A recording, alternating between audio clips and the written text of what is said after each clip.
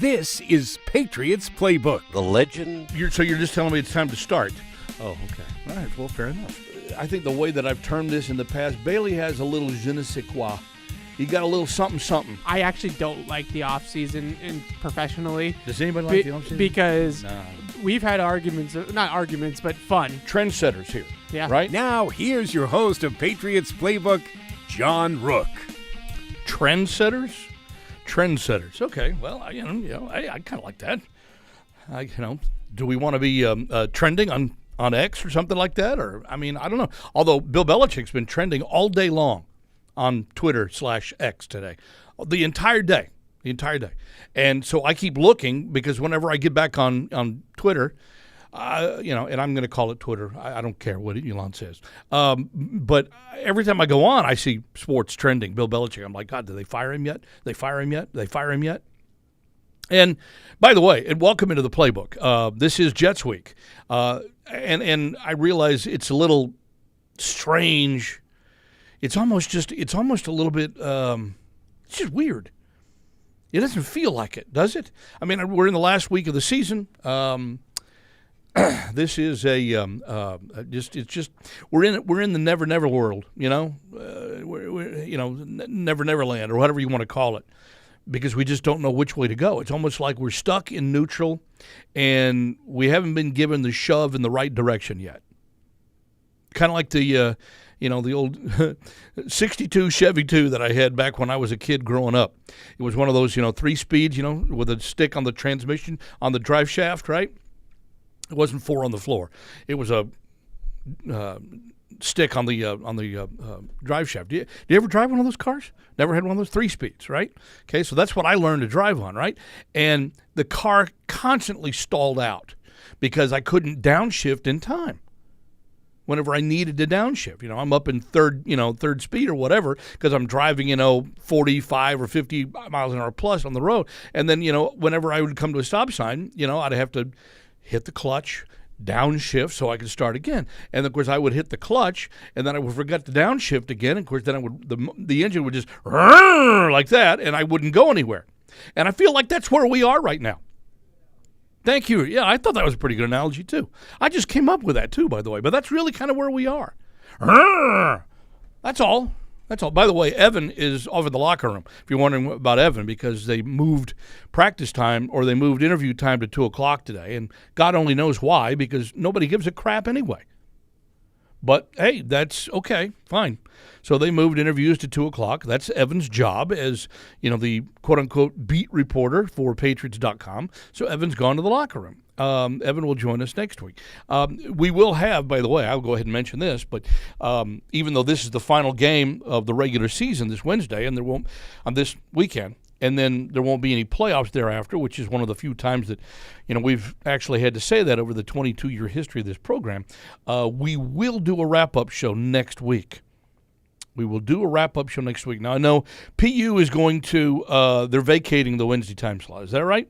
Okay, after this week. So I'm going to step into that time slot next Wednesday at 12 noon because the next 4 Wednesdays in a row, starting today, because I got a game tonight. But the next 4 Wednesdays in a row, I've got college basketball. So if we're going to keep it to the Wednesday, and I try to do that just for practical purposes, I'll be traveling each of the next 3 Wednesdays. So we'll do the show remotely, but we're going to do the show next Wednesday. So there you go. We'll just do it from noon to 2.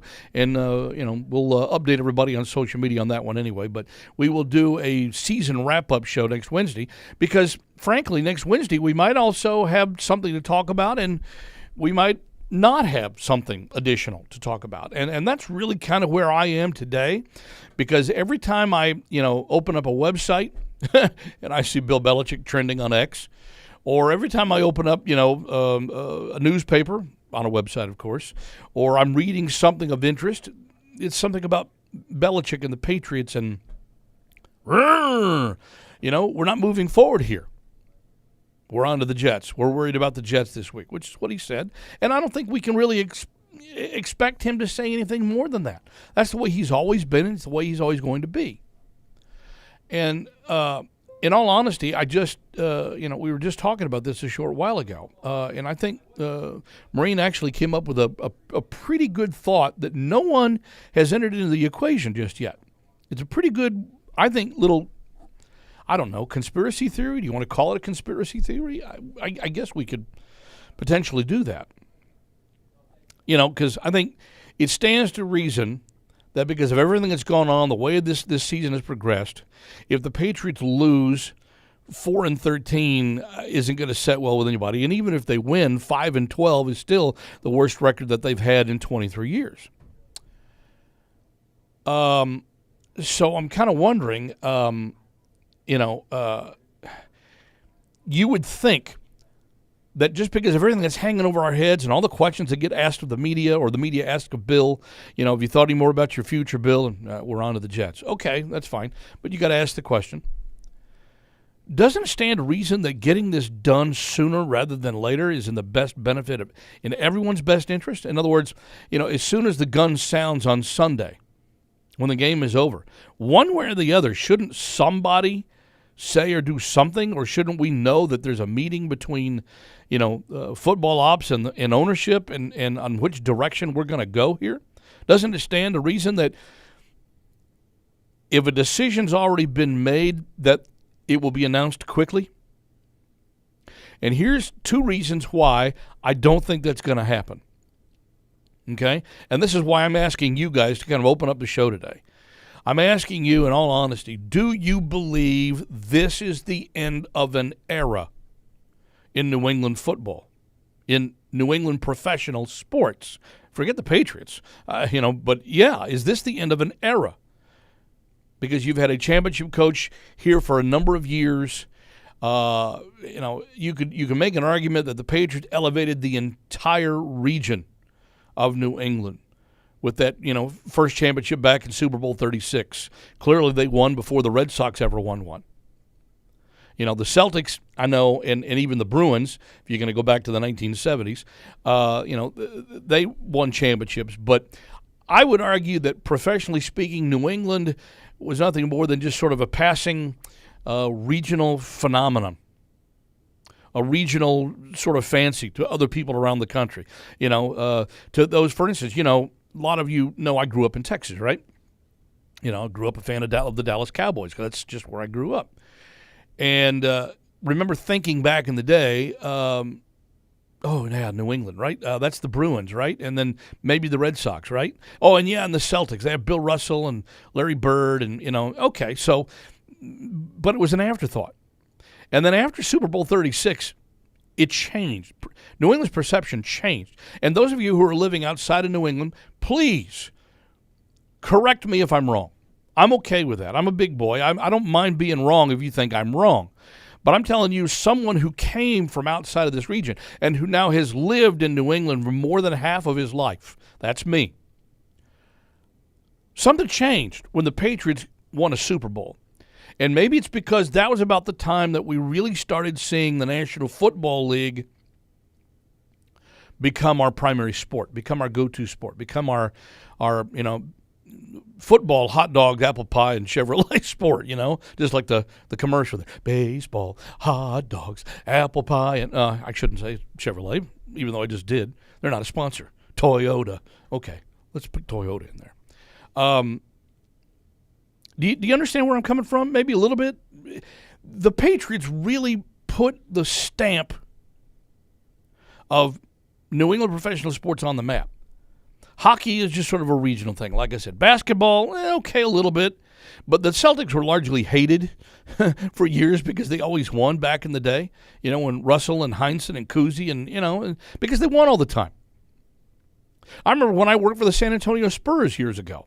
For those that don't know, I did once upon a time back in the 1980s. And whenever the Celtics would play the Spurs, you only played them twice a year, East Conference versus Western Conference, right? You played them one time at home, you played them one time away. That's the way the old, NBA schedule worked. And whenever the Celtics came in, it was, hate the Celtics, hate the Celtics. You only play them once a year, but, hate the Celtics. Why? Well, because they always win. And the Spurs were a winning team back then. I'm telling you, it's the mindset. It's the different way of thinking it from a different part of the country. And the Patriots winning in Super Bowl 36 changed everything forever.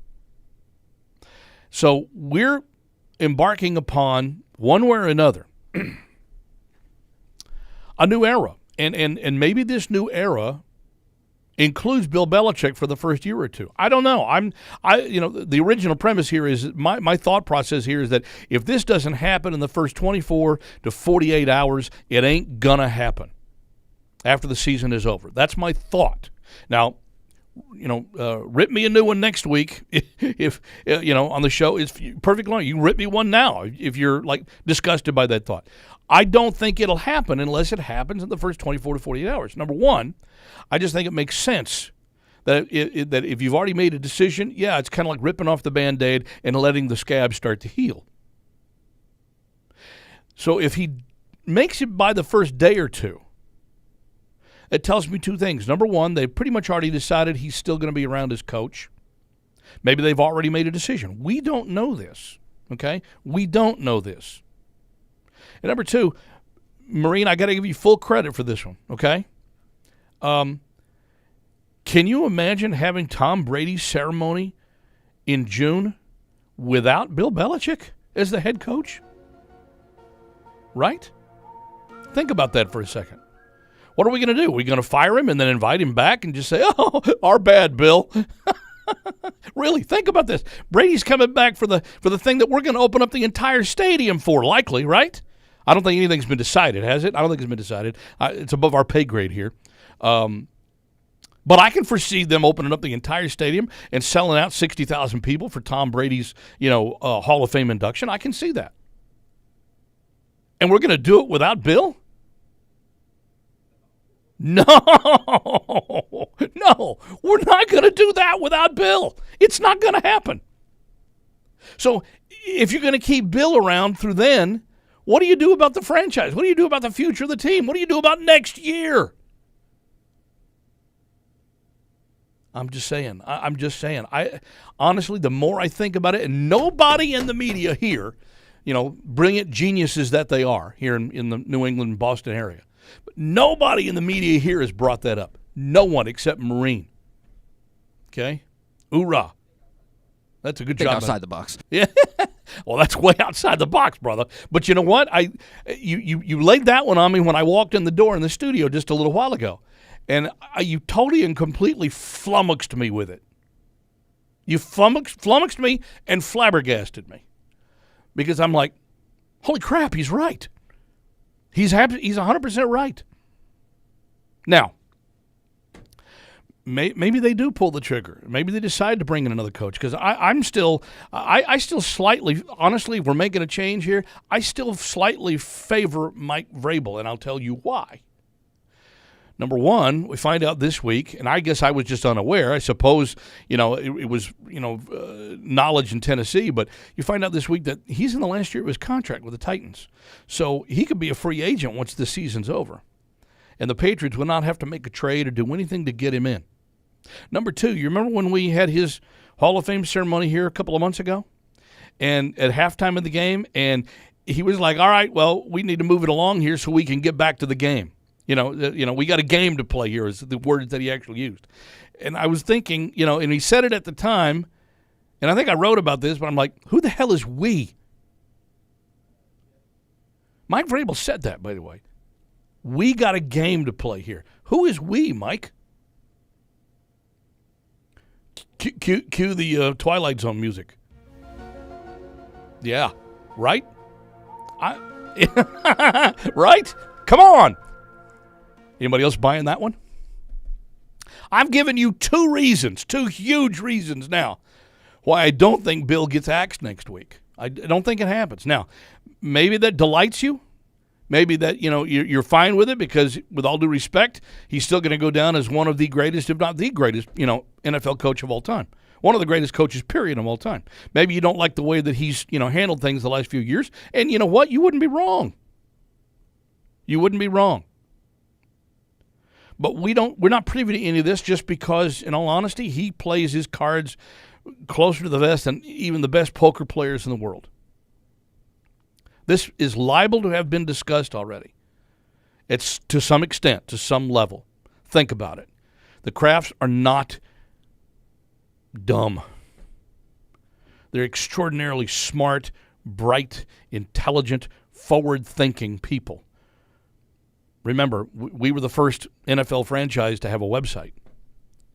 Remember, we were the first NFL franchise to have live radio programming on the website. How many times have we said that here? Many times. Okay? So these are forward-thinking people here. They know what you're talking about. They know how you feel. They know something needs to happen. They know something needs to change. It can't be the same way that it was. And it could very well be that, there's an announcement by the early part of next week or mid next week or whenever that, hey, we've decided, we're going to move in separate directions. I can see that. I can definitely see that. I'm still thinking it's unlikely, but I could see it because I don't think Bill's done coaching. And if Bill's not done coaching, then how awkward is it going to be to invite him back for Brady's thing in June? Well, it's like, that's off the charts awkward. Awkward. I just, that's why this is good. This is why we need to discuss this stuff. So I'm interested in your opinions right now. Phone lines are open. 855-PATS-500. 855-PATS-500. Or you can hit me up with the email webradio@patriots.com. You can also hit my Twitter account, my X account, x.com, whatever the hell it is. It's at JR Broadcaster. I'd be curious to know, number one, is this the end of an era? Number two, what's your own conspiracy theory? Do you share one that you've heard? Do you believe one that you've heard? Do you have your own that we haven't even talked about yet? I believed, and I heard the question at the end of PU today where an emailer had asked, when did you know the season was over? And I kind of thought the season was over once the calendar turned to October. And then especially, when Christian Gonzalez, left, I just kind of thought, well, I think we're going to have to start thinking about next year. I didn't really think that the playoffs were a possibility, even though mathematically, numerically speaking, yeah, maybe. But my guess was early October.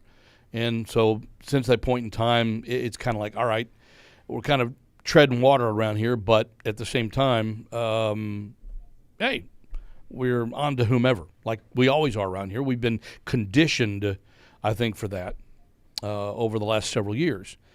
And I think that it's quite probable that this organization has been dealing in that realm as well. That even though, we know, we're not going anywhere, we are going to start paying attention to the future, but we're just not going to do it in front of you. I feel pretty confident with that one, to be honest with you.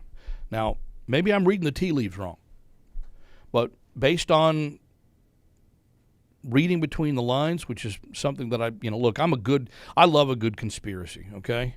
I'm one of those that doesn't believe that, Lee Harvey Oswald was the, sole, assassin of JFK. I believe that. I believe that with all my heart.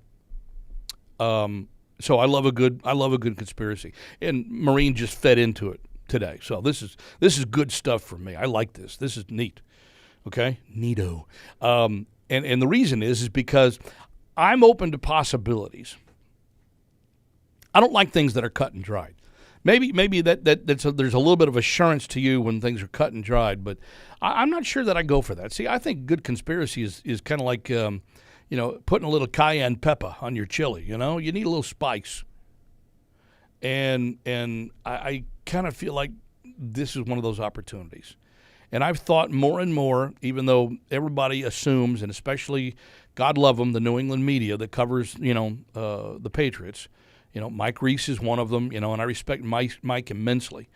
Chris Price from the Globe, Ben Volen from the Globe, Andrew Callahan from the Herald, Mark Daniels from Mass Live, Karen Garegian from Mass Live, Mike Kadlick, who's coming on from WEEI.com in just a little bit as well, Andy Hart, all these guys who are part of the media, okay? And I respect the work that they do because it's hard covering the beat every day, especially when that, the stuff that you're covering is going to be the same old, and yet if you miss it and something does happen, it could cost you your job. So that's not an easy thing to do. Not an easy thing to overcome. Those of you that, understand a little bit what beat reporting is all about, hey, this is what you live with. Doug Kide from the Herald as well. Doug's been a part of the show in the past. He gets it. They all get it. They all get it to an extent. So everyone seems to think that it's a fait accompli, that the Patriots cannot go any further status quo. And I technically would agree with that. What we don't know is whether or not Bill is going to accept help in terms of his, general manager, talent search, scouting duties. So I saw on social media, forgive me if I'm not correcting the right person, I saw on social media, and I want to say it was ESPN, but I don't know, where Bill has not re-signed a draft pick, an original Patriot draft pick. He has not re-signed them beyond their rookie deal since 2013. Is that right? I guess I just hadn't done the research on that one. But I had a friend of mine sent me a note on that one, that Bill has not re-signed a rookie beyond his rookie contract. He hasn't re-signed anybody to a second contract since 2013. And if that's the case, well, then clearly there is an egregious issue here in New England. This is a large reason why we've seen the franchise fortunes head down the disposal over the course of the last few years, because there's been a huge talent drain here, and what talent has been in here hasn't been deemed good enough to be re-signed. And so this is all we're seeing now, is the byproduct of mistake after mistake after mistake. So something clearly has to change. Something clearly has to fix itself. But do you fix itself? Do you here's another analogy for you. Do you throw the baby out with the bathwater? I don't think necessarily so. In this case, do you throw the coach out even though he can still coach? Is the coach willing to accept assistance, accept a role? How does Bill feel about that anyway? Is it kind of like, well, it's my way or the highway? Or does he realize that, hey, things have gone south here in New England over the last few years. I don't like that. And before I step aside, before I retire, before I move on, I want to help fix the issue. Is there that kind of an understanding between Coach Belichick and the Kraft family? We don't really know. I would tend to think that there would be. Because if they're really as close as they say that they've been in terms of working together, and the Krafts have long, told me, hey, Bill does his thing. We let Bill do his thing, even though we know the Krafts do have suggestions. And hey, that might have happened last year. When they, said, hey, Matt Patricia's got to go. We got to bring in a legit offensive coordinator. I mean, I would suggest that, and maybe, Bill's not stupid either. Maybe he's like, yeah, we need a boost here. We need some help. It didn't work out. How many times have you done something that you thought in your right mind it was a good idea and it just didn't work out? Are you backpedaling? Are you excusing yourself? You're like, oh, well, I didn't know that. Are you making an excuse, or are you just accepting it and you're learning from it and you're moving on? And so I'm of the opinion that Bill, and again, knowing him as I know him, and heck, the guys at PU, they know him as well, if not better than I do. I've been here for 22 years, so I know him since a head coach. But do we have daily interactions? No. Hey, Coach, how's it going? Hey, that's it. Those are our interactions. I'll introduce him at a press conference or at a charitable function or whatever, and he'll shake my hand, and he'll say, "Thanks, John." And then he knows my name at least, so that's good. But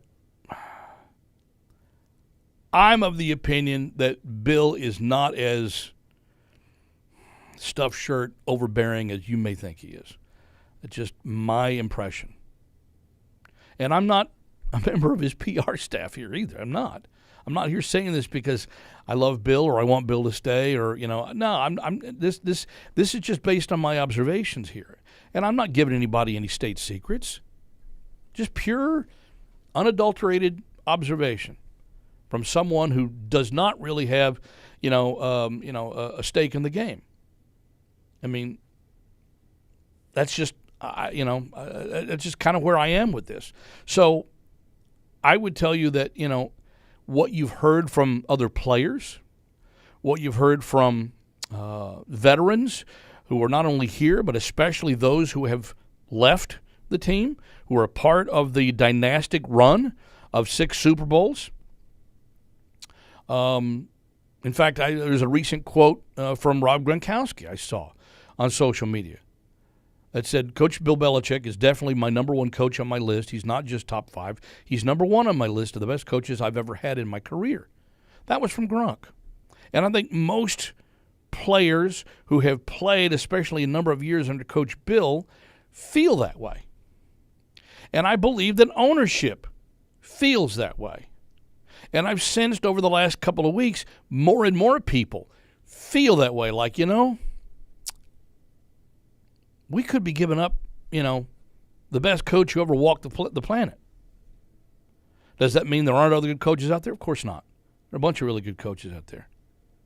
Please not Jim Harbaugh. Please not Jim Harbaugh. Please not Jim Harbaugh. Oh, I say that just a joke. Again, my personal thought is that, Vrabel would be an excellent candidate. And that has nothing to do with Gerard Mayo. And by the way, for those that didn't see it, there was a Boston Sports Journal report this week that says Gerard was, rubbing people the wrong way in the organization. Did you guys talk about that at all during PU? We didn't talk about it today, but Gerard, Greg Bedard was on 98.5 defending it. Yeah, defending it, right? Well, look, I give Greg a lot of credit, okay? Greg's been a part of this show before. We bring him in as a Patriots insider quite frequently on this show. And Greg's business is like that of other beat writers, that it pays for him to have good source and inside information because especially for Greg, the more accurate his thoughts are, the more people are going to subscribe to his journal. And that's what he's in the business of doing, selling subscriptions. So if he's constantly lying or if he's constantly getting it wrong, are you going to buy his publication? No. You're not going to do that. Why would you waste the money if the guy's going to feed you a bunch of bull that doesn't come true? You want to align yourself, whether it's your belief or not, you still want to align yourself with guys who are consistently correct. So he's arguing that point. He's fighting that point. He's trying to, back that point up. And I would tell you that in all honesty, if you're not rubbing somebody the wrong way, then you're not leading. Because when leaders come in and leaders take over and leaders, try to put their best foot forward, you are going to rub somebody's nose in it. That's just the way it works. And so for a guy like Mayo to come in and sort of, run the show and show that he's capable of being a head coach, yeah, he's probably going to upset somebody along the way. Now, I don't know if he'll be the next coach or not. I have no idea. Nobody knows that around here. But I just thought that was a rather sort of poignant observation that if somebody in this organization was rubbed the wrong way because of some of the things that he's done this year, I'm like, well, good. Because, frankly, this organization needs that right now, don't they?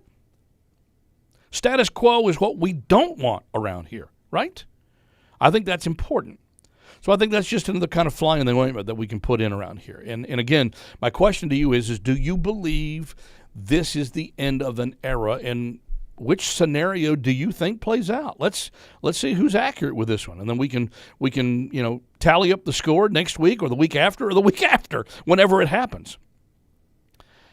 And I'm thinking more and more, like I said at the beginning of this, I'm thinking more and more that it's not going to happen. Just my thoughts. Just my observations. 855-PATS-500, the toll-free number, 855-PATS-500, web radio at patriots.com, at JR Broadcaster on Twitter. Okay, Rich Cimini, who covers the New York Jets for ESPN and ESPN.com, is their ESPN Nation reporter. He's the Jets equivalent to Mike Reese, of course, for those that follow along. Kind enough to join us here in the Playbook. Hey, Rich, John Rook here in Foxborough. How's it going? Great. Thanks for having me. I can only hope to be as good as Mike Reese at my job. I think you guys do a magnificent job, and part of that is because I'm trying to explain, really the duty of a beat reporter, and the duty of a beat reporter is 24/7, 365. You don't go just during football season. It's long gone past that since, we've had this digital age of the internet and things along those lines. You guys have some of the toughest jobs, I think, in covering teams in sports because, you want to be up to date. You want to justify your job with, a network like ESPN, and you also don't want to get beat by the competition. Yeah, everything you said is true, and Mike and all the Patriots beat writers are probably going to go through something that we go through here in New York every 3 or 4 years, which is a coaching search. So I've teased Mike about that over there. I mean, it's like you never have to worry about that. Right. 24 years of the same guy. Right. And like you said before I came on, no one knows for sure what's going to happen, but chances are they might be moving in a different direction. And so, I could speak for having gone through Absolutely. many times. Yeah, and it's not a fun thing to cover. Right, and that's kind of what I wanted to talk to you a little bit about, Rich. I mean, I think we realize we got a football game to play on Sunday, and we'll touch on that at least briefly here. But looking at it from that point of view, I do think that something's going to happen. But of late, I've thought more and more that I believe that while something may happen, I still think Bill may be here as the head coach. Do you see that as a plausible scenario? Well, you hear things, and in recent days I've heard that could be more of a plausible scenario, but I am not well connected with the Patriots at all. I'm hearing things second and third hand. Sure, I understand that. I didn't mean to put you on the spot. I'm just kind of curious, from the outside, what you hear, what you observe, and based on your knowledge, especially since you said the Jets have gone through this several times over the last few years. How hard is the tug to change when change needs to happen? Well, I mean, New England's in a very unique situation. I mean, they got arguably the greatest coach in history. The wall is filled with Super Bowl trophies, and when the Jets change coaches, it's because they're coming off multiple losing years in a row. And usually the coach loses the locker room or the team stops playing, and so they make it, it's time for a change. We've seen that, like I said, happened for 2 years for Adam Gase. Todd Bowles was 4 years. Rex Ryan got 6, which is an eternity in Jet years. So, here they churn it around, they cycle through them pretty quickly. There, it's such a unique situation. And I'm sure however it happens, if he does end up leaving, I think it'll be something that is mutual. I don't think they're just going to outright fire a Bill Belichick. I think it'll be something where both sides will, make it mutual and give him the off that he deserves. Yeah, and I also think that that's the way that you can get out of this. The Patriots get a little what they want.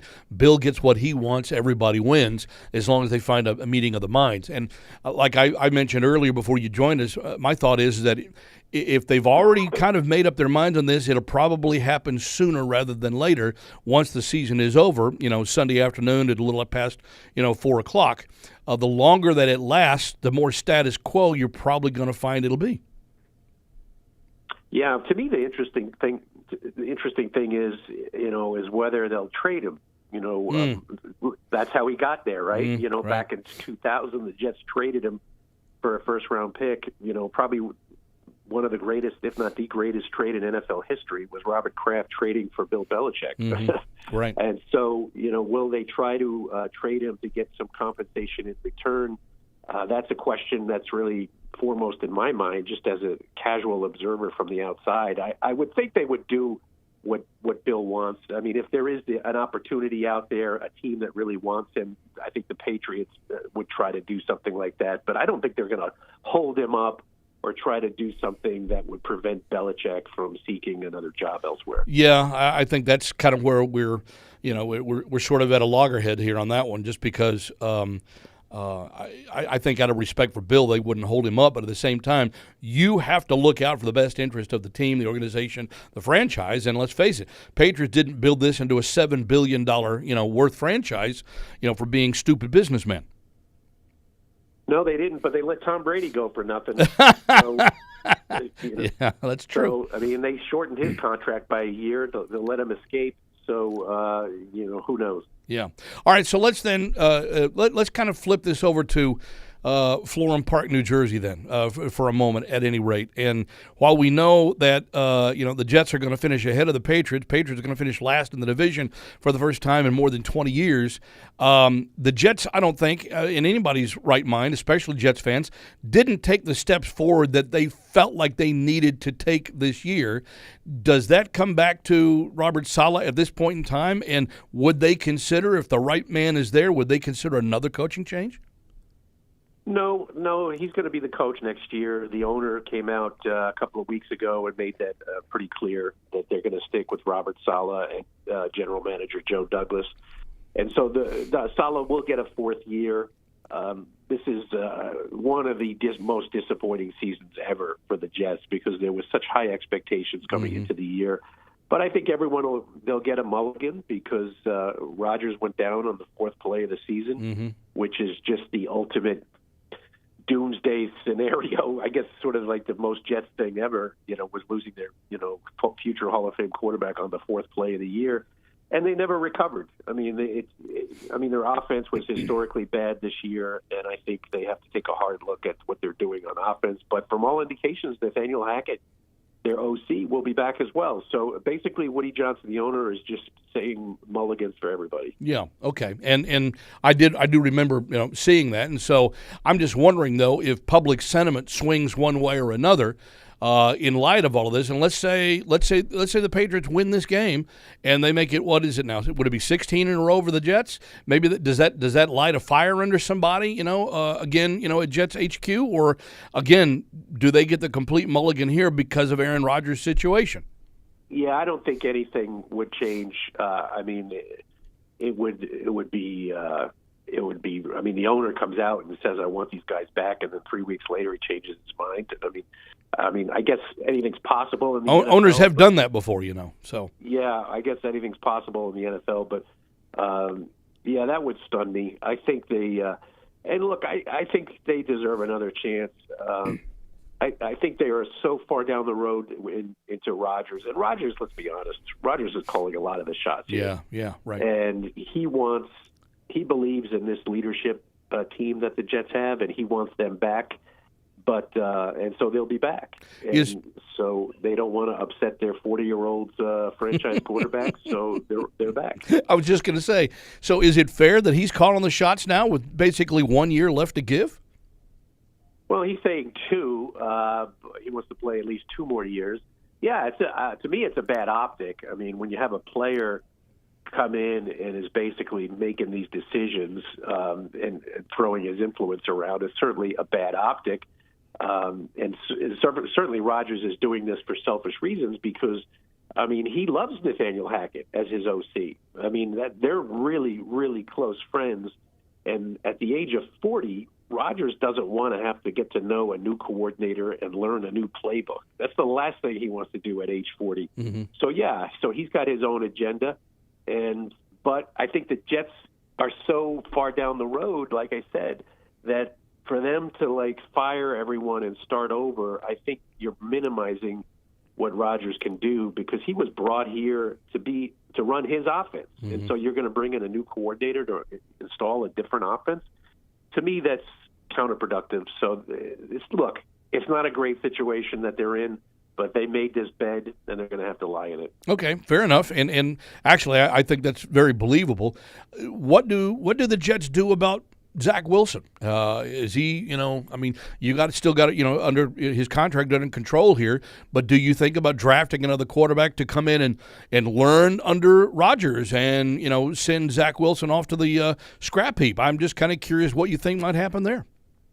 Yeah, well, you know that he's not playing this week, so essentially, his season is over. He's Right. still in the concussion protocol. I think we've seen the last of Zach Wilson in a Jet uniform. I think they'll trade him for a late-round draft pick. I do not believe they will draft a quarterback with their first-round pick, which will probably be somewhere in the 7 to 10 range. I'd be shocked if they drafted a quarterback. They're in a win-now mode. However, I think they could draft a quarterback on the second or third day of the draft, probably the third day, and bring him in as a third stringer and then go out and get a veteran backup for next year. Today, Robert Saleh was asked about Zach Wilson's future, and he was very noncommittal, which is unusual when a guy's got a contract for next year. So, yeah, I think Zach Wilson's days here are done, and I think they'll have a new veteran backup next season. You also had a little bit of a change and I guess a major disappointment at running back by letting a guy go this week that, clearly I think the Patriots also had some interest in at the beginning of the year. And I know that was just another disappointment right on top of, the whole quarterback thing after the season, got started. What do we make of what do we make of that experiment overall in terms of bringing a guy in and expectations maybe being a little bit too high? 2 words: complete bust. Wow. So they brought him in. The Jets thought they were a Super Bowl team, and they thought they were maybe one piece away back in August. And Rodgers really liked the idea of bringing Dalvin Cook in. If you recall that Breece Hall was coming off ACL surgery from last fall, and there was some question about how effective he would be early in the year, so they went out and got a $7 million insurance policy in Dalvin Cook. And the good news is that Breece Hall turned out to be further ahead of schedule than people thought. So they didn't really need Dalvin Cook. But Dalvin Cook just didn't get on the field that much. He did not look like the old Dalvin Cook, and he was a declining running back when the Jets made the decision to sign him. And he continued to look like a declining running back as the year went along. And so finally, basically, Cook just asked to be released so he can try to catch on with another team, a playoff team, and then they just cut him loose. And I suspect he'll sign on someone's practice squad and maybe get a shot in the postseason. Yeah, to be determined. I think he's got to clear waivers through today, correct? Yeah, I don't think anyone will claim him on waivers. Yeah, I'd be a little surprised on that as well. All right, so if I'm a Jets fan, and let's just say for argument's sake here, I am a Jets fan, what can I be encouraged about offensively, especially trying to create some positive momentum for next season, starting with this weekend's game against New England? Well, they have 2 really good skill position players in Breece Hall and Garrett Wilson. I mean, I think those 2 guys could be among, or actually probably already among the best at their positions. Wilson went over 1,000 2 years in a row. Breece Hall is going to finish up with probably around 1,500 yards from scrimmage, and came back real strong from the ACL. So you got 2 really good building blocks there, and they're just going to have to do like a wholesale revamping of their offensive line. That is the weakest unit on the team. They've invested a lot of resources in that line over the last few years, none of which have really come to fruition. And I don't want to say they're starting from scratch. They have maybe 2 starters that are back next year, but the rest of the line has to be repaired. It's just a major project for the offseason. All right, so we're going to work on the offensive line, which the Patriots also have to do. And if you're looking at something that could give you reason for optimism beyond that, it certainly looks to me like defensively, the Jets have some talent. Some of it's banged up, but I think there's a lot to like about that Jets defense. Is that enough going forward? Yeah, they have a good defense. I mean, you couldn't tell from last Thursday night's game against Cleveland. They were horrible in the first half. But they are, I think they're 7th in yards allowed, and I think they're 18th in points allowed, which is a lot lower than expected. They still see themselves as a really good defense. And they have 9 of 11 starters under contract for next year. And all their best players are coming back, like Quinnen Williams and C.J. Mosley and Sauce Gardner, D.J. Reed. They're all under contract. They probably need another defensive tackle, a run stuffer, and they could probably use a safety. But all things considered, they're in really good shape on the defensive side. And I think they just got worn down toward the end of the year, just getting no support from the offense, I think eventually took its toll on the defense. But I think coming back fresh next year, I think they'll have a top 10 defense next year. Okay, it sounds to me like they're certainly on their way because there's been a lot of excellent quickness as well as strength on the defensive front. They've done I think a pretty good job in the trenches overall. They've done a lot of what New England's defense has done. They've also managed to keep their team in games regardless of whatever ineptitude's been at quarterback and on the offensive side. So clearly somebody there knows. Hey, defense is something that we can hang our hat on right now. And I guess I wonder if there isn't more similarity between New York and New England than people really give the two sides credit for just because of the way these two teams are built. Well, the defensive-minded teams, both, I think they're probably two of the worst offenses in the league. And two teams that invested first-round picks in the 2021 draft, and it hasn't worked out with Mac Jones. It hasn't worked out with Zach Wilson. And both of those guys will probably be elsewhere next year. So, yeah, there are a lot of similarities between the two teams. I mean, this is more – the Patriots, obviously a winning tradition, a championship tradition. The Jets have nothing of the sort. So the Jets, I think this is their fourth straight season with double-digit losses. So they are in the worst down period in their franchise's history, which is saying something. And they believe Aaron Rodgers being healthy next year is going to change everything. It's an awful lot to put on one player, especially a 40-year-old player, but they're putting everything on him to try to save the season in 2024.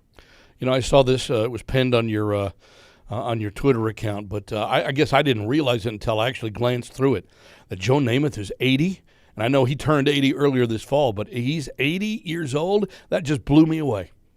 Yeah, he turned 80 in May, actually, so it's hard to believe, and it's been 55 years since the Jets won the Super Bowl, and they haven't been back since then, so it's a really long drought. I mean, it's 13 years out of the playoffs, which is the longest current drought among any sports team in the four major sports. Yeah. So it's like I said, these are dark times for the Jets. Okay, and not exactly bright times for the Patriots either. So yeah, I think it's going to be a surreal atmosphere. On Sunday, I don't know what to expect. I mean, you could have a somewhat historic day. It could be Belichick's last game. Mm-hmm. Two teams playing out the string. I don't think we're going to see a lot of touchdowns, if any. We could see like a 9-6 type of game, which would probably be a fitting way for these two teams to end the season. Yeah, I'm laughing because I'm crying inside. But okay, I guess I certainly can understand that a little bit. Rich, thanks for taking the time. I really appreciate it. Best guess, which team sets itself up in better shape going forward? And do the Patriots need to solve their coaching conundrum before you can actually make a guess on that going into next year? The Patriots or the Jets, based on what you know right today? I think the Jets are in a better position than the Patriots. Just simply, and I'm not even taking into account. I would say that even if Belichick does come back, Mm-hmm. it's just the Jets know who their quarterback is. Mm-hmm. I mean, Rodgers is healthy. He could probably play now if he had to. So, a healthy quarterback and a really good defense and some really good, a couple of good offensive skill players. I think the Jets are probably further along than the Patriots in terms of getting back into contention. And yet, I'm just, again, curious here. Does anybody care the fact that they've lost 15 straight to the Patriots? And was there any talk about that this week? They were kind of downplaying that, but we'll see. I'm going to go in the locker room in a few minutes and check it out. But none of these Jets have been here for, I think, Quentin Williams has been here the longest, and he came in, 2018 or 2019. Mm-hmm. So no one in the Jet locker room has ever beaten the Patriots, which is really hard to believe. But it goes back, like you said, 15 games. It's the longest active head-to-head streak in the league right now. So, yeah, I mean, for some of the older guys like a Quentin Williams, who's not really that old, but guys who've been here for a few, and I'm sure Saleh wants it too. Mm-hmm. Saleh's 0-5 against Belichick. Mm-hmm. He's got his rear end handed to him a few times, a couple of blowouts there.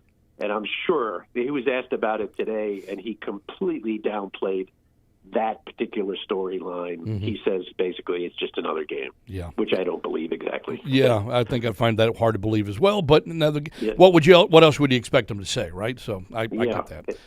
And I'm sure Belichick wants it badly too. Sure. Look, we know his disdain for the Jets over the years. He's would like nothing more to stick it to them, and just if it is the end for him, go out on a high note. Yeah, that's what we need. We need some angst. We need something to grind and gnash our teeth over. Maybe that can be enough. I don't know. It probably won't be. But that'll take a lot of manufacturing this week because the two teams are dead in the water. But right. We'll see what we can do. Right. What do you think we're doing here? Right. We're trying to manufacture it. Exactly. All right, Rich. Exactly. Thank you for spending some time. Really appreciate it, and safe travels to you, my friend. All right. Thank you so much. You Take got care. it. All right. Rich Cimini, who you can get him at Rich Cimini, Cimini, on Twitter, on X. And, he said he's getting ready to go in the locker room and ask the guys themselves, hey, the fact that you've lost 15 straight with the Patriots, does that, upset you? Going to ask them that. And they're going to say, what do you think they're going to say? Oh, no, it's just another game. When deep down, it's going to be like, what? Are you kidding me? I want to knock the snot out of those guys. If you're any kind of a competitor, that's what you want to do. You want to knock the snot out of somebody. You finally want to stand up to the bully, right? And the Patriots have done nothing but bully the Jets for the last, almost 8 years now. And, I realize that some of you're probably going, oh, don't jinx it, don't jinx it. How many, though, really think that? Because I would tell you that, there are more people who I've seen in the last 32 years that I've been doing what I've been doing with the Patriots. There are more people in the last 3 or 4 weeks rooting against the Patriots so they can get a better draft pick than I've ever seen in my entire career. Now, I've opined about this, talked about it on this show, written about it. There's no such thing as tanking, okay? There's just not. It doesn't exist.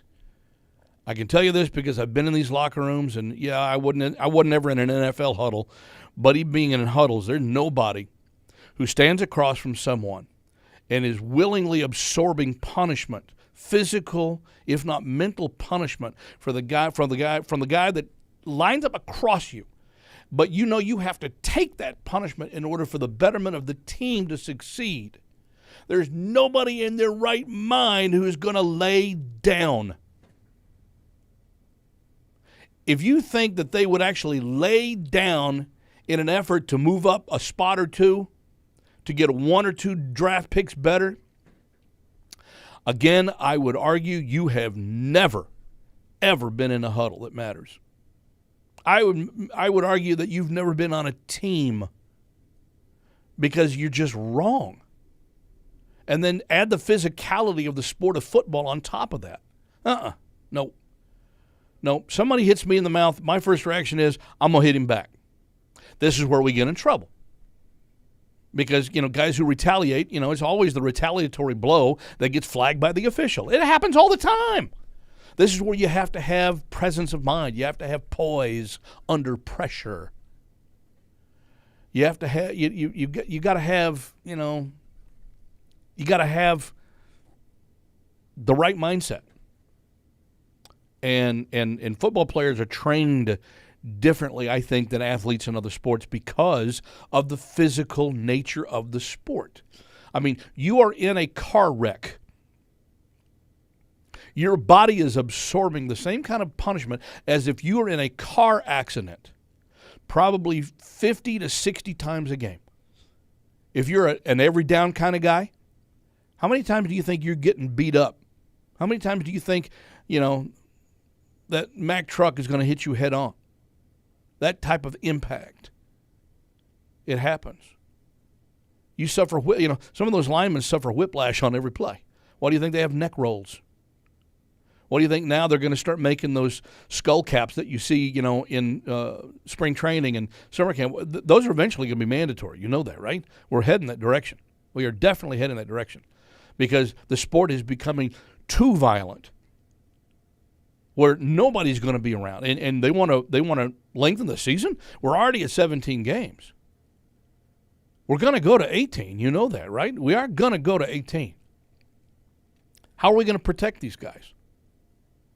How are we going to have a sport left in another 20 years unless we do something now to start looking at the well-being and the future of some of these players?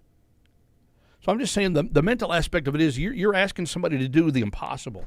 And the impossible is to, oh, yeah, I'll just give up here so our team can get a draft pick, a better draft slot, when we all know that the draft, as much as we all like to think we all know who the best guy is, oh, yeah, we got to go get Caleb Williams. Oh, yeah, we got to go get Drake May. Oh, what about Jaden Daniels? Okay, what about these guys, right? Well, didn't they say this just a few years ago about Zach Wilson? Look what happened to him.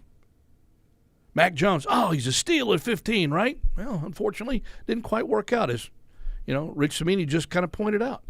The draft is a crapshoot, and so we're going to ask people to give up something that they know is an absolute in order to go roll the dice? What are you, nuts?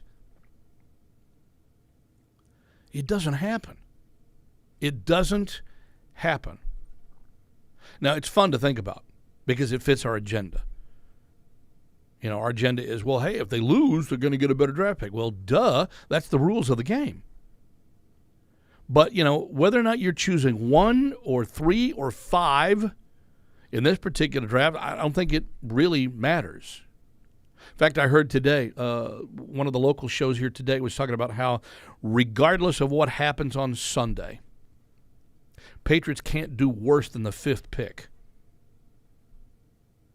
Even if they win and all the other tiebreakers and scenarios play out negatively for the Patriots, they cannot finish with worse than the number 5 pick. And I would say you're going to get somebody pretty good at number 5. Now, are you going to get the guy you want? Well, who is the guy? Caleb Williams, Drake May, Jaden Daniels, Marvin Harrison? Oh, see, there's 4 right there, and they're going to pick 5th. Oh, they're going to get screwed. Man, I feel sorry for you if that's all you can think about. All 4 of them could end up being a flop. All 4 of them could end up being a flop. The point is that, look, you play what's in front of you. You play the game because football players play football. You play the game because that's what you're bred to do. And nobody in that locker room has ever thought about, laying down on purpose in order to get a better draft pick. I can guarantee that. I never played at the pro level, but I've had plenty of friends who have. Okay? I've known guys who have played with torn ligaments, broken legs. Pete Brock, my good friend Pete Brock, who was, of course, the Patriots center in Super Bowl 20. And Pete and I did college football together for a number of years, broadcasts. And I love the story that he tells about, when he knew he had a broken leg playing center for the Patriots back in the mid-'80s. This was, no. Yeah, it was the mid-'80s. This was, I think, right before the 86 Super Bowl. And he got undercut or got rolled up on, and it broke, what is that? Is that your shin bone? What the hell that is? I'm terribly bad at anatomy. But he knew he had something wrong. And John Hanna kept asking, can you go another play? I need you one more. Can you go one more? The tibia? Yeah, the tibia, thank you. Okay. It was his tibia. And Hanna kept asking him in the huddle, can you go one more? Can you go one more? And before they knew it, it was like an 18-play, 80-yard drive, and they were in the end zone before he finally said, okay, Hog, that's it. I'm out.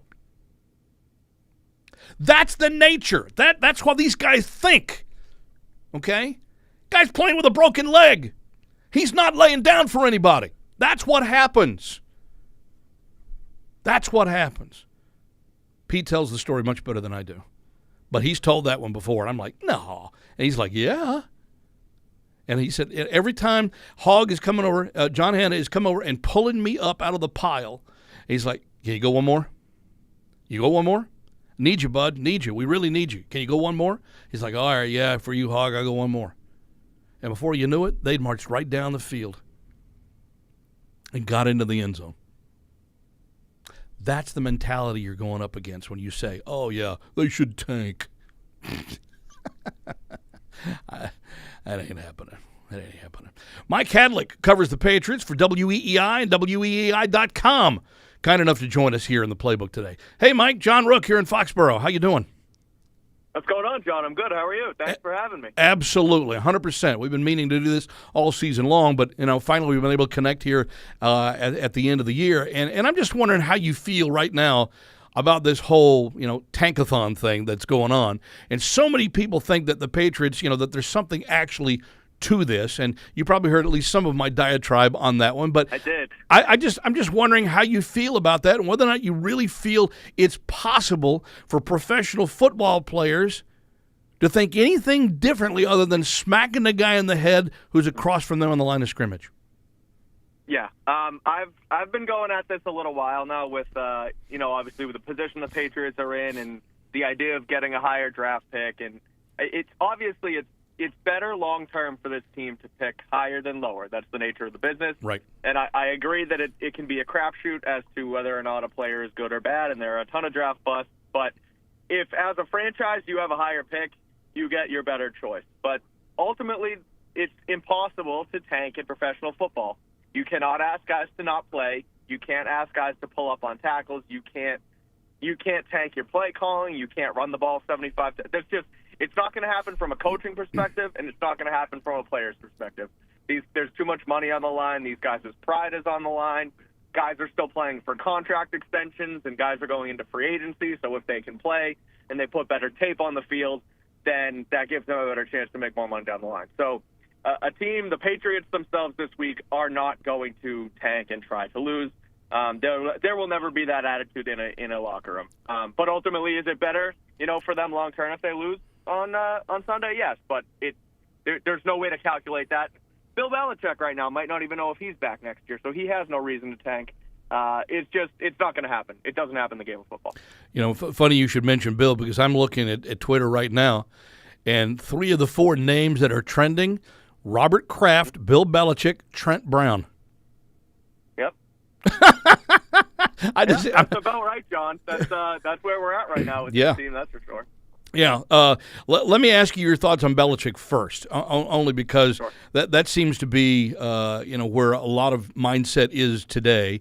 That this very well could be Coach Belichick's final game as head coach of the Patriots this Sunday, and which would be remarkable. That's why I kind of opened the show today thinking, hey, is this the end of an era? Should it be the end of an era? Based on reading the tea leaves, and you're covering the team this year, what do you think is liable to be the situation 1 week from today? Man, it's I've gone back and forth on this a lot over the last, couple weeks. There's been a bunch of reporting inside and outside of the building that, on one hand, the Crafts haven't made a decision and they're going to play it through. On the other hand, someone, Tom Curran, I believe, mentioned that a decision was made when they lost in Germany. So it's tough to say right now. I think that ultimately Bill will speak with Robert and Jonathan after the season, and that's when things will sort of get hashed out here.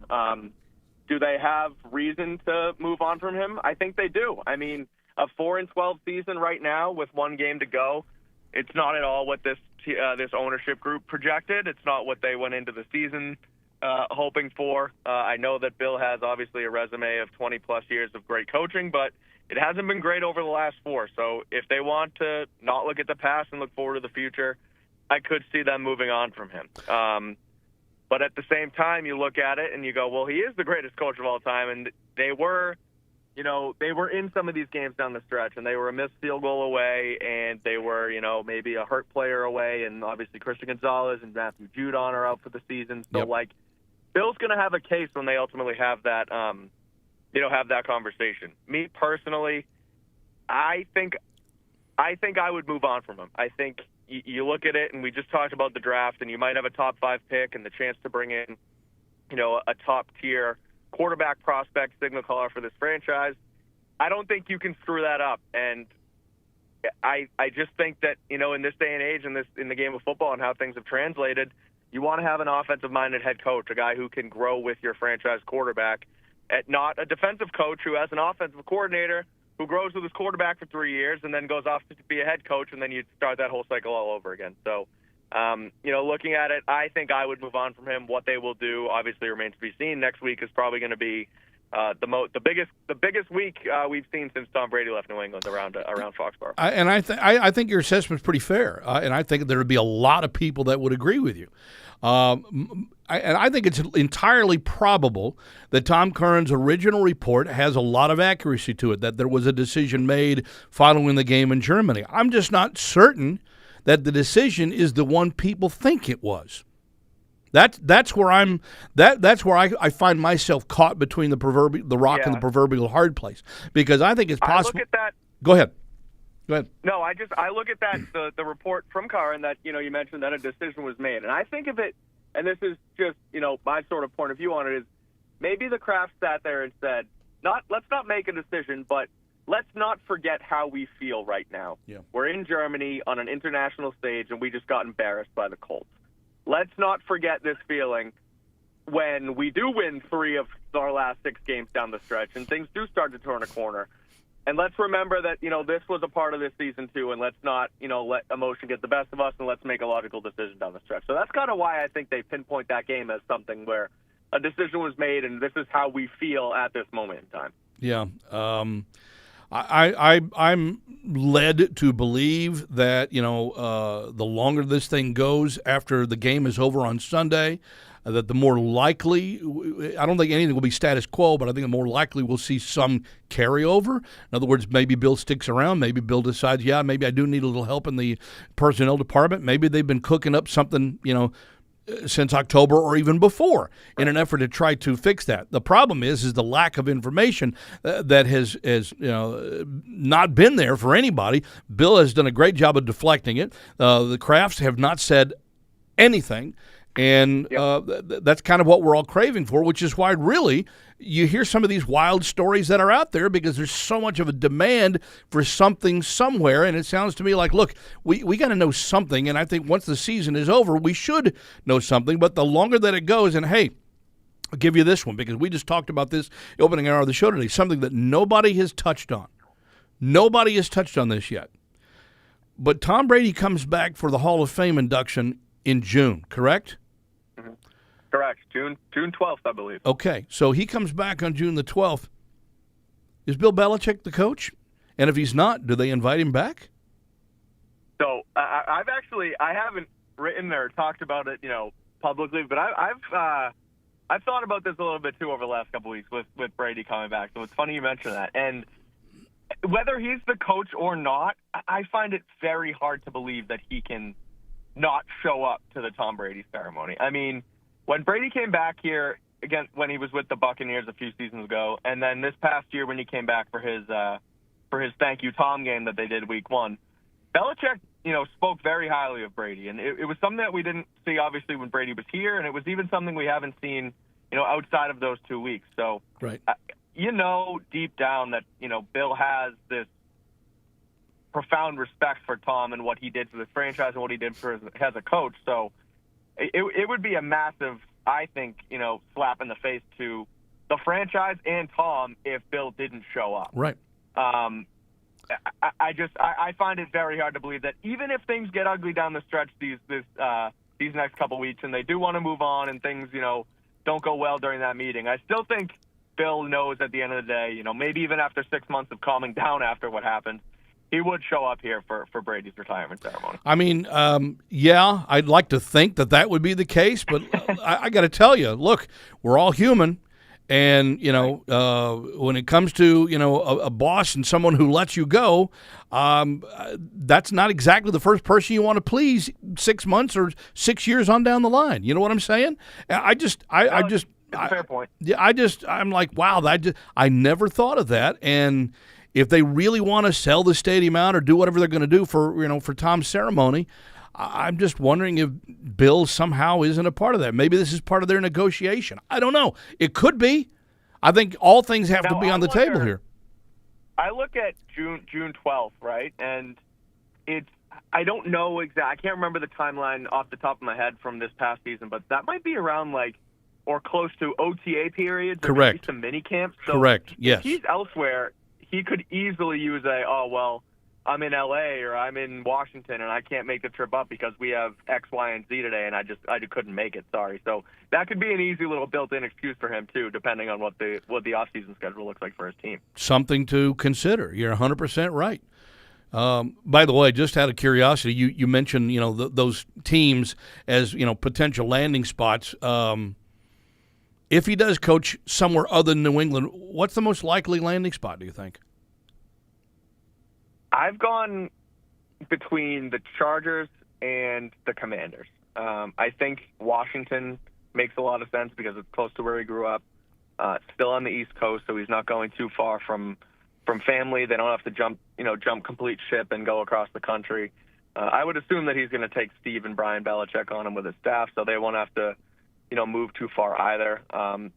But at the end of the day, I still think the most ready-made roster for him to go win ASAP, because again, as much as he's going to go and want to maybe find some newfound a new jolt, if you will, coaching somewhere else, he's really probably only got 5-6 years max. I mean, the guy is 72, so he's not going to stick around for too long wherever he goes. So the most ready-made roster, I think, although they are in a bit of a salary cap situation, is the Chargers. I mean, you already have a franchise quarterback in Justin Herbert.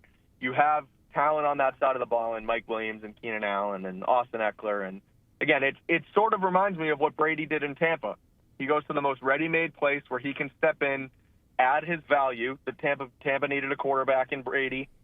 LA needs a coach in Belichick and a guy who, can be a GM. And as much as it hasn't worked out here, it could maybe work out somewhere else for a year or two. So I think ultimately Chargers or Commanders are the two places that make the most sense for Belichick if he moves on. Let me just throw another fly in that ointment. Should the Dallas Cowboys flop in the postseason, I could see Dallas.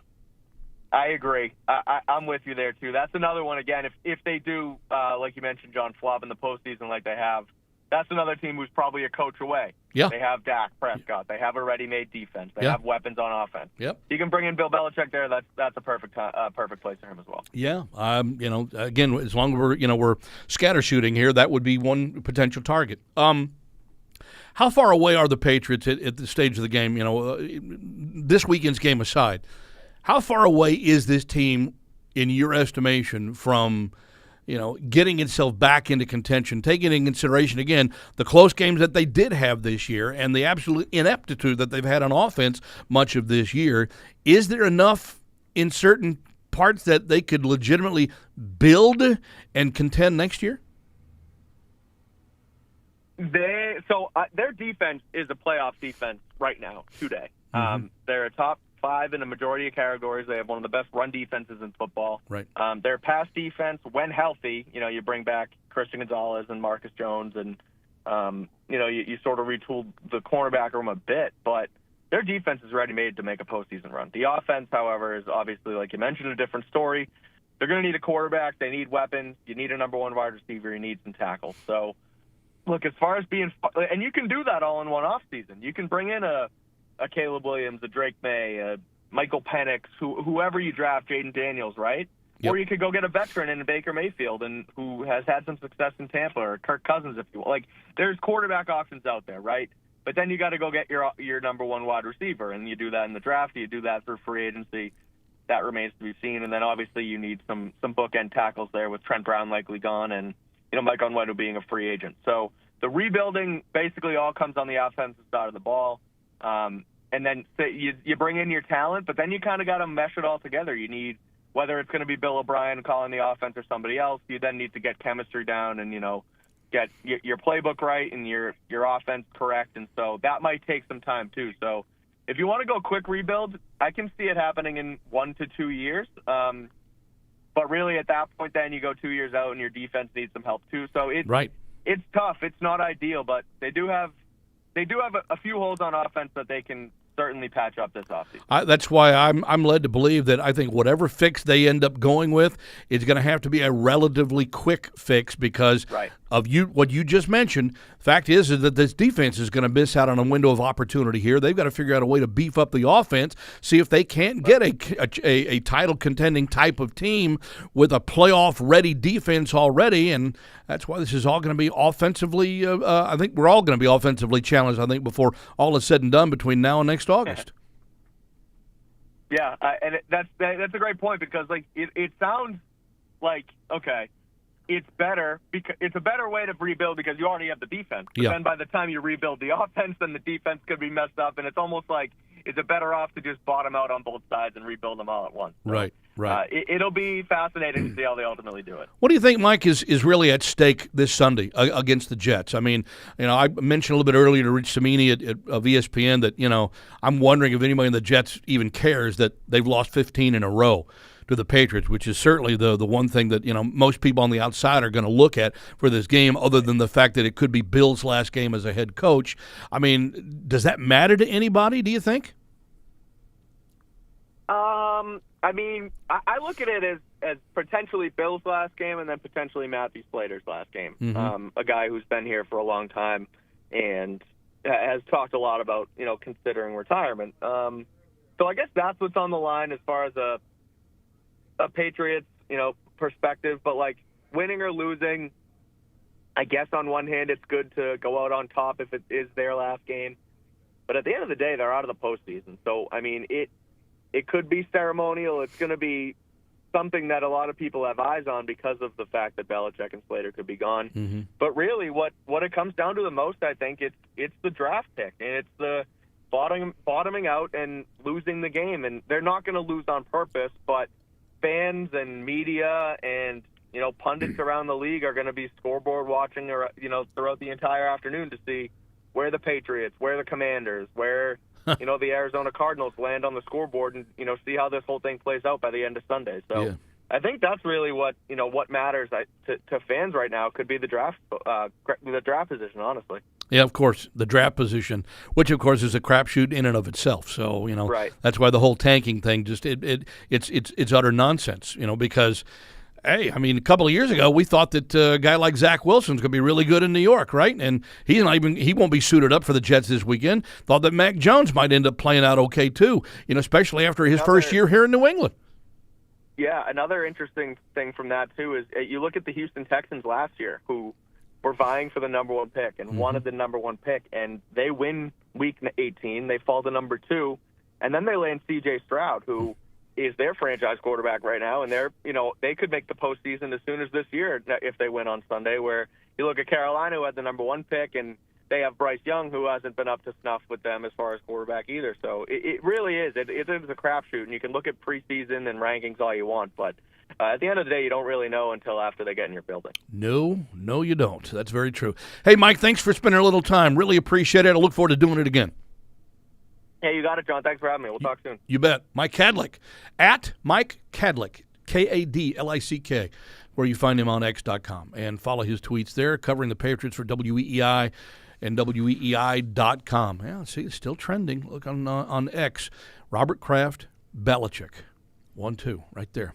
Patriots fans, if you want to see Toyota's best offers, including those not seen on TV, go to buyatoyota.com. It's Toyota's official website for deals from the official vehicle of the New England Patriots. Toyota, let's go places. And Bridgestone, the official tire of the New England Patriots, proud to partner with Sullivan Tire, New England's headquarters for quality Bridgestone tires. Visit sullivantire.com to find a location near you. A real woman could stop you from drinking. It has to be a real big woman. It's time to go around the NFL with football guru Russell Baxter From now on, your name is Flounder. on Patriots Playbook. Flounder. Good afternoon, Flounder. Somehow the word flounder epitomizes the Patriots' 2023 season. Yeah, that's actually that's one adjective I don't think I've actually put the Patriots to this year is flounder, but that's actually true. That's actually true. So their most losses in 31 years, which is remarkable when you think about it. 31. That's Yeah. right. Since 92. Yeah, so in 92, that was that Dick McPherson? Oh, 92. Well, what I know it wasn't Rod Rust. No, because Rod Rust was 90, and they were he was 1 in 15. and they were 1 in 15. I know because I've said that to this audience before. I was the only one that was willing to do Rod Rust coach's show. During a 1 in 15 season. Well, 2 in 14 led to Drew Bledsoe being the number 1 overall pick. That's right. Yeah, that's right. That's right. So, but, I mean, forgettable year, and it's somehow ironic that they're ending with the team that they own. And we'll see if they own them one more time on Sunday. Yeah, and to that end, I guess the other bit of irony here that we really haven't pointed out, although it far be it from us to miss an opportunity to point out the obvious, is that Bill Belichick's career in New England could start, or in New England could come about from the team that he actually jilted at the altar to come to New England in the first place. Yes, that's very, very true. How long was he coach? About 3 hours? Or? Roughly. About the length of a football game. Yeah. And, it all turned out well, obviously, and who knows what's going to happen over the next couple of days. I haven't seen Black Friday or Black Monday, I should say, hashtag yet, which I'm sure is coming. Yep. Because we usually have 6 or 7, maybe 8 dismissals. We've already had a bunch during the season. Mm-hmm. But we'll see. Who knows? I mean, it's I give the Pats credit. They gave the Bills a fight last week. All those turnovers in the first half. They basically knocked Denver out of the playoffs. If you really think about it, they could wind up knocking Pittsburgh out of the playoffs if Pittsburgh doesn't take care of business. And it just goes to show you. And I caught the tail end of your conversation. What was the young man you were talking to? Mike Kadlick, who covers the Patriots for EEI. With him, but boy, did he impress me in 3 minutes. Good. That's good. Just really sound observations, and the whole tanking thing and losing, and the fact that you brought up the Texans, which I thought was such a great point, because if you remember, John, they got so much heat last year for winning that final game. Yeah. And all you heard from so many people in our profession was they ruined it. They screwed up. They screwed up by winning. Yeah, they really screwed up, didn't they? Yeah. They really screwed up. And kudos to them because not only did they get C.J. Stroud, they were so aggressive during the draft that they traded with Arizona and got Will Anderson with the 3rd overall pick. And they have tripled their win total from a year ago and could be in the playoffs. Which is kind of where I was leading Mike. I was wondering if he thought that the Patriots have enough right now to where they could pull a feat such as the Texans pulled and become playoff worthy next year. Well, listen, never say never in this league. As we pointed out last year, 4 teams that finished last in 2021 went to the playoffs in 2022. Let's not forget the Cleveland Browns were a last-place team last year. How are they doing? Yeah, I'd say that they're doing pretty well. They're 11-5. Right, and the Texans could be another last-place team that makes the playoffs. We're not going to have as many as we did last year. I mean, Washington has really hit the skids. Atlanta's really kind of, teased us for most of the year and so on. I will give the Bears credit. I think the Bears have been tremendous. They're 7-5 in their last 12 games after being 0-4. They've doubled their win total from last year. So, and it's not just because you have a high draft choice. It's because a lot of things change, and it's not because of soft schedules. And I see that all the time with the soft schedule thing. Not a soft schedule thing. It's not like when we had real last place schedules. You remember that, John, when we had a couple divisions most of the divisions had 5 teams, 4, and they created a system where the 2 fifth-place teams played each other in a home and home, which obviously you don't have that anymore. Right. But that just shows you the topsy-turvy nature of this league. And by the way, kudos to the Arizona Cardinals. Is there any truth to the rumor that they're going to relocate to the state of Pennsylvania? Yeah, right? They beat the Steelers and the Eagles on the road this year. Pretty good. And we're down 21-6 last week for a team that really had nothing to play for. Right. Kudos. And for a brief spell there, I know there were a lot of Cardinal fans in New England country as well, because I think for a fleeting moment, the Patriots, I think, were in line for the number 2 pick. So I'm like, wow, that was a shocking a turn of events, and that just sort of underscores the whole tanking thing. These guys don't do that, and for anybody to think that they should do that, you're not dealing in reality. Well, I'll sum it up this way. You have to be a real loser to root for losing. Yeah. I mean, let's face it. That's really the truth. By the way, topsy-turvy. Bengals were, a Super Bowl team a year ago? 2 years ago. 2 years ago. All right, yeah, right, 2 years ago. Last place this year. Yes. Oh, and you know what? I was just writing about that. It's one of my key statistics for the week, shameless plug, which will be out later today. How's this, John? If the Bengals win on Sunday, every team in the AFC North will finish with a winning record. That's amazing. That's not only amazing, it would be the first time it's happened since the merger. Wow. And frankly, I thought that the NFC East or the AFC East would be the first division to do that, especially before this year started. And to think that it could be, the Browns, the Bengals, good grief. That's a shocker. Well, 9 times previously, including last year, we've had divisions, even 5-team divisions, where no one had a losing record. But we've never had a season where all 4 teams in the division or 5 teams in the division were above 500. So, and by the way, this will be interesting. It's another battle of the backups. Okay? Apparently, according to Adam Schefter, Jeff Driscoll is going to be the Browns' starting quarterback this week. No kidding. He would be the 5th different starting quarterback, ironically, for a team that's going to be the number 5 seed in the AFC playoff. That's one of the stories of the year right there. 5 quarterbacks for the Browns. Comeback player of the year for playing about a month, but Joe Flacco seems to be in line for it. Yeah, I would think so, just because of the headlines that have happened and the way that the Browns have played, since he got up off his couch to come play again. Well, what's funny about them is, listen, their defense is giving up the fewest yards in the league this year, fewest passing yards in the league. Sometimes they look very ordinary on defense, but they still have a lot of playmakers.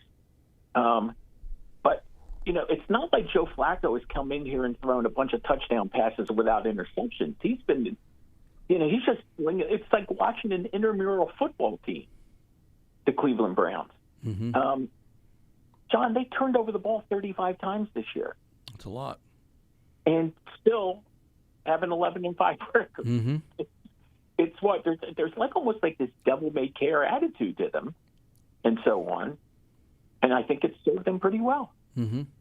Russell, let's take a quick look, if we can, going into the last week here, because I know this is how the NFL kind of lined it up. We've got, divisional battles here because they wanted to, try to bring things out as, right down to the very end. I can't say that I argue or can complain about that philosophy. They want meaningful football, and there are 20 teams, at least at my count, that have a shot of getting into the Super Bowl in the last week of the season. And I think that hasn't happened in like almost 40 years, over 40 years maybe. And I know that you can probably correct me on that one. But that just, the fact is that there's a lot of teams still involved. Unfortunately, it's just not the one that a lot of fans around here wish were involved. Absolutely. Well, listen, we're now, I believe, in the 3rd season of the 17 games, okay? I believe this is now the 4th season where we have 14 playoff teams instead of 12. So that obviously changes things as well. And again, we've seen we mentioned the 4 last place teams in 2021 to make the playoffs in 2022.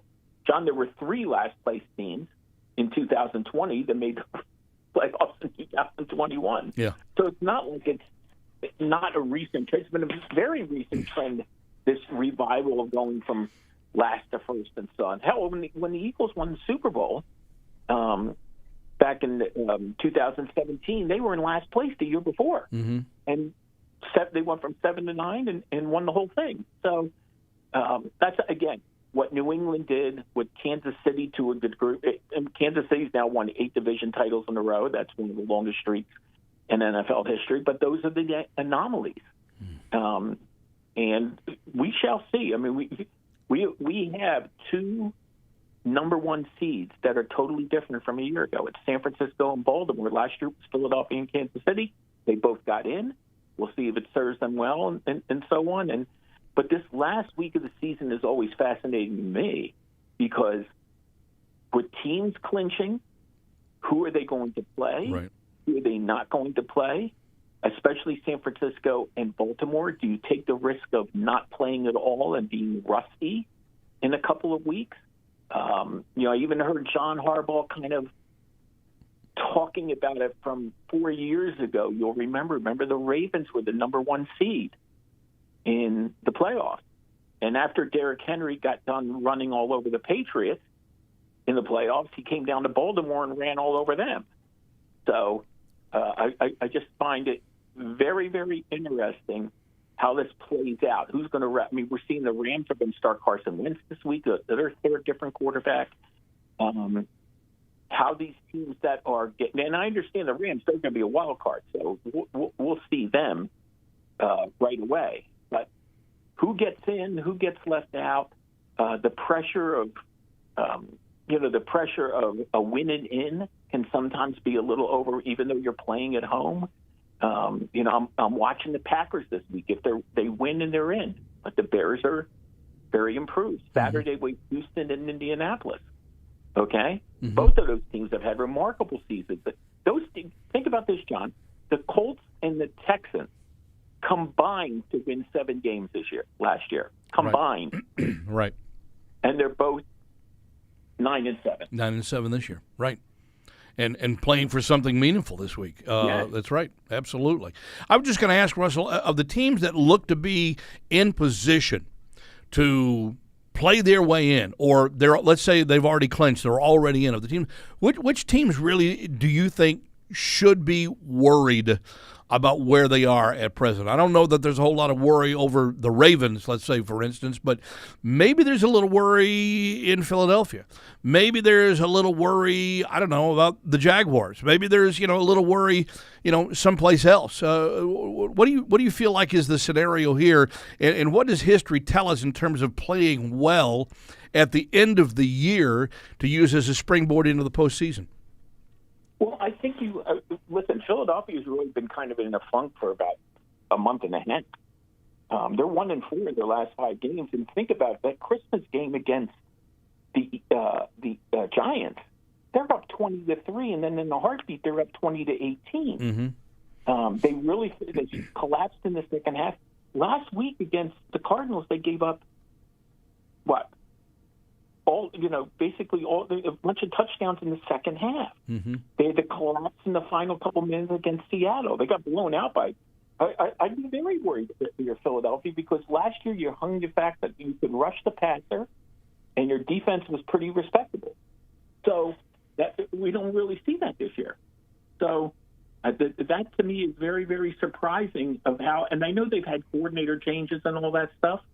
But I've been stunned about watching, and I know they won a lot of close games early in the season, and to me that's obviously a can be a positive, but they've kind of been stagnant now for about 6 weeks, and I know they're in the playoffs, and they've gone from a team that looked like it was going to win the division. Now that if Dallas wins the NFC East, which by the way will keep alive a very long streak in the league, which is no team has repeated the NFC East since the Eagles did it 4 years in a row from 2001 to 2004. It's been almost 20 years. Wow.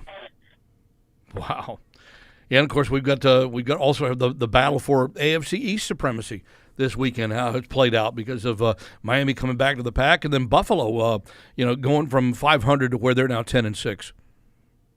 Yes, exactly. So, and it'll be interesting to see if Miami can hold on and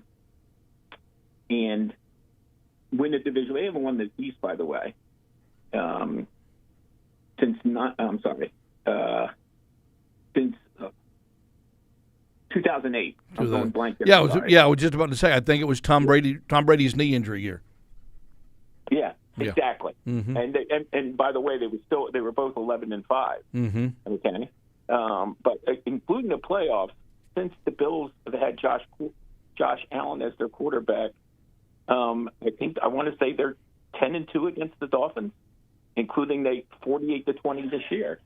So we shall see how this all plays out. Sure, it'll be very interesting to see how this all plays out because it's Miami. They still have a little residue from that. I mean, they got their you-know-what kicked, their fins kicked, their tail kicked by Baltimore. And with Baltimore with 8 offensive touchdowns this past week. Mm-hmm. Baltimore had in the 7-day stretch, they scored, 89 points? Yeah. And beat San Francisco and Miami. That's a good week. Yeah, it's a very good week. Hey, we'd be remiss, though, if we didn't at least touch for a moment on the Jets and Patriots. There's not really a whole lot of tremendous significance to the game other than in a historical perspective. Number one, Jets have a 15-game losing streak to the Patriots. Number two, and probably number one to fans around here, it could be Bill Belichick's last game as a head coach if he does decide to move on or if the Patriots decide that for him. How do we view this game, and how should we view this game, especially from an historical perspective? Is that enough to kind of sink your teeth into, or are either of these teams, do you feel like close enough to where maybe this time next year they're one of those that are talking about seeding rather than going home? Well, listen, the Jets season turned 4 plays into the year when Aaron Rodgers got down. So it's a woulda, coulda, shoulda for them. New England, unfortunately, just had different problems this year opposed to last year. Last year, their defense was good. Their defense was very opportunistic. Losing Matt Judon and Christian Gonzalez early in the season, I thought was terrible blow for them, but losing both of them. And, here's what's remarkable. New England has given up the second fewest rushing yards in the league. They're 6th in total defense in terms of yards allowed. Mm-hmm. Unfortunately, they are -10 in turnover differential, which has never been, they have always been a good team in that area when Brady was there especially. So it's been a topsy-turvy season for them, and the things they've been able to do over the last couple of years have really come back to bite them. You can't turn over the ball 4 times in one half like they did last week. Right. And they still only wind up losing by 6. Right. So, it's weird. We'll go back to 1992 in a sense. Sometimes you have one aspect of your team that is so good, and yet the rest of it just doesn't work that way.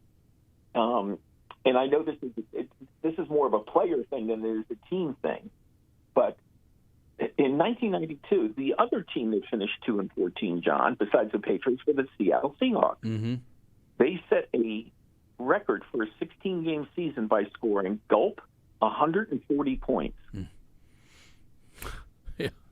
Yeah. Now, here's the rub. On a 2-14 team, Torquez Kennedy was the NFL Defensive Player of the Year. That's crazy. I mean, you wouldn't think that, right? But no. That's nuts. No. But that's what, in some ways, this is what this year's Patriots remind me of. They've had a defense that has probably deserved a better fate. No question. No question. And, besides injuries and the offensive issues and the turnover issues and so on, it just hasn't bounced their way this year. And yet, again, they beat Buffalo on probably their best performance of the year, the comeback win up in Foxborough.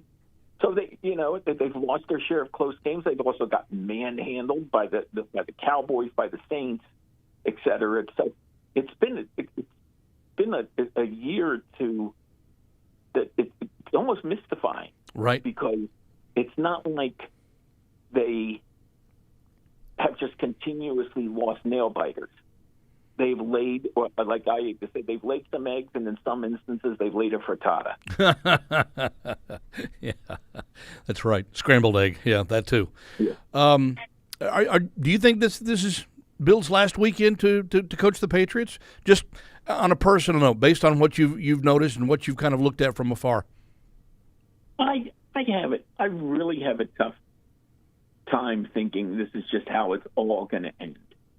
Okay. Yeah. But again, I'm not the owner, and I don't know what's been decided. And it's been kind of out there that fate has already been determined, and so on. So I don't know. I'm not that close to the situation. Sure, I get it. Have writers and all that stuff and so on. Yeah. I will say this. I would hope it would not end like this. I would hope it would not end like in a different sense, because with an ownership change, how Tom Landry's run in Dallas ended. Mm-hmm. I always thought he deserved a little more respect than was given. Okay, and I know that '88 team was horrible. Mm-hmm. Okay, and I understood what Jerry Jones and Jerry Jones was doing in the long run, but it was still kind of like, how do you kick a? First off, the kind of man that Tom Landry was. I had a chance to meet him at the Hall of Fame one year. Mm-hmm. And the kind of coach he was to be just kicked to the curb like that. And I know it's still business, but, when you have 20 straight winning seasons, you must, and went to, 5 Super Bowls, won 2 of them? Mm-hmm. He's in Canton for a reason. And I just didn't think it was handled well, and I'm hoping whenever this takes, whenever this takes place, whenever there's a change, if there's not a change, I think, I know it's 3 losing seasons in 4 years, but I think he deserves more benefit of the doubt. I would hate to see it end with a thud. Yeah, and I would concur on that one. Hey, Russell, thanks. We'll try to wrap up the. Put a bow around this thing this time next week, shall we? And talk about some playoff football and. I always enjoy rapping with you. I knew you would. I appreciate that. And Happy New Year to you, my friend. And, we'll do this again, at least one more before we sail off into the sunset for the season. Sounds good. And just as a bonus for all the listeners, next week I will have all the playoffs figured out. You mean you'll actually have it figured out by then? Well, but I'll just wait for the email on Sunday night. Yeah, I think it might be wise if we all did that, right? Okay. Thanks, absolutely. Russell. Appreciate you, bud. All right, talk to you soon. You got it. The one and only @Bax Football Guru on Twitter. It's officially 2024, as you know. And if one of your resolutions is to get your home in tip-top shape, check out Bob's Discount Furniture. Bob's has a huge selection of multifunctional furniture, from storage beds to expandable dining to sleeper sofas, so every room does double duty and stays stylish. All right. Talk about going for the extra point. Get your home organized for less at Bob's, the official furniture store of the New England Patriots. Our thanks to Russell Baxter, Mike Kadlick from WEEI.com. Who the hell else did we talk to? Oh, I'm absolutely, I can't see me. Rich Cimini from the New York Jets, ESPN.com New York Jets reporter. Thank you, Rich. To try to get a little bit of insight on this, because it could be an historical day on Sunday in more ways than one. I think we all know what the obvious one is, but one way or another, we'll be here next week to talk about it. I think we're going to try to move to a little different start time for next week, however, because I know PU won't be on Wednesdays as we hit the off season. So we'll wrap up the regular season next Wednesday at noon Eastern time. Is that a plan? Sounds like a plan to me. We'll be here for at least one more regular season edition of the Playbook next week at noon on Wednesday. We'll talk to you then. Thank you for downloading this podcast. Subscribe on Apple, Google Play, and everywhere else you listen. Like the show? Please rate and review us. Listener comments and ratings help keep us high in the podcast rankings so new listeners can find us. Be sure to check Patriots.com for more news and more podcasts.